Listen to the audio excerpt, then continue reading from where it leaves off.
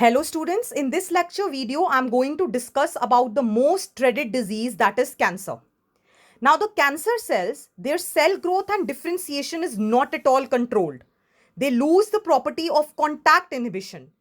Normal cells show contact inhibition. Means if they are in contact with each other, the cells themselves, they inhibit the uncontrolled growth.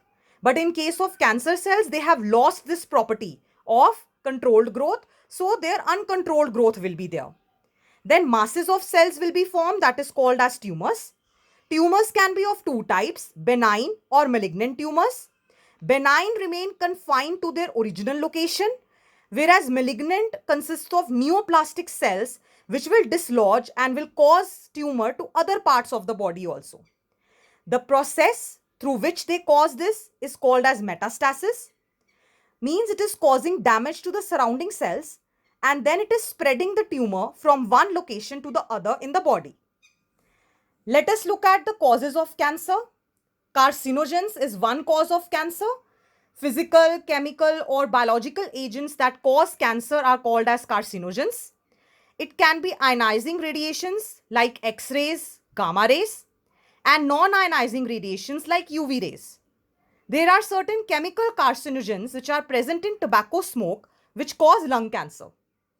Then there are cancer-causing viruses called as oncogenic viruses which contain certain genes that will cause cancer called as viral oncogenes.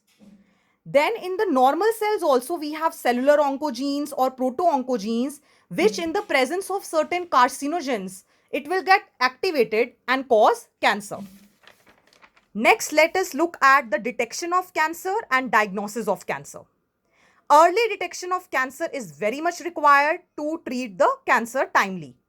So biopsy where the tissue sections are cut and histopathological studies where their structure is studied from the tissue, blood sample or bone marrow, that will help to detect cancer.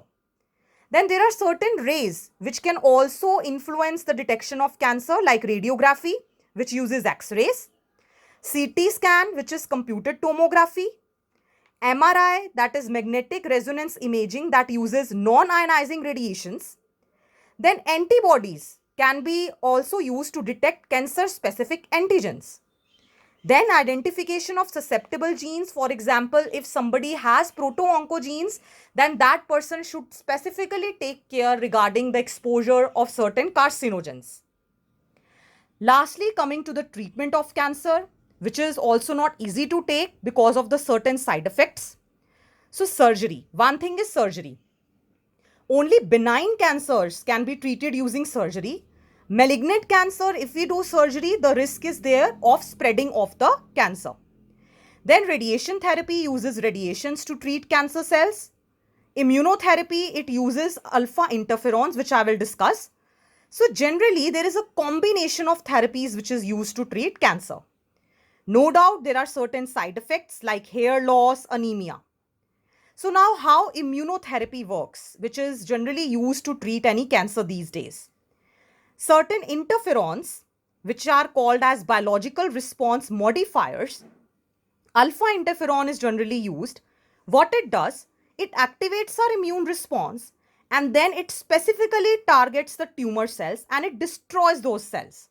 So generally interferons are present in our body as a part of our immune system which is released from virus infected cells so that they will not cause other cells, means infection to other cells. So alpha interferon is specifically used to target the tumor cells which will help in activating immune response of the patient and henceforth helping in the treatment of cancer.